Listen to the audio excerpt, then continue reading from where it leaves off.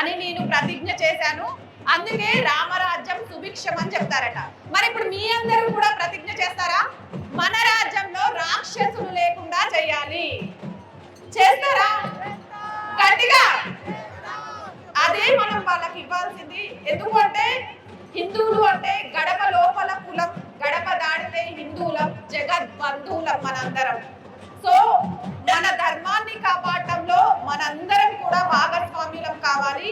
శక్తి ఉంటే శివం శివం, శక్తి రహితం శవం శవం.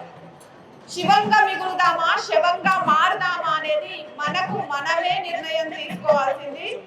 ప్రతి ఒక్కరూ కూడా ఆంజనేయ స్వామికి సంబంధించి వారసులుగా అడుగులు ముందుకేసే సమయంలో గుర్తుపెట్టుకోండి, ముఖ్యంగా ఈ దేశాన్ని ఆడపిల్లల మీద లవ్ జిహాదులు కానివ్వండి, ల్యాండ్ జిహాదులు కానివ్వండి, ఏం జరుగుతున్నాయో ప్రతి ఒక్కరికి తెలుసు. వాటన్నిటినీ కాపాడటంలో మనందరం భాగస్వామ్యం కావాలి. అదే ఈ రోజు మనం ఆంజనేయ స్వామికి ఇచ్చే నిజమైన ప్రతిజ్ఞ.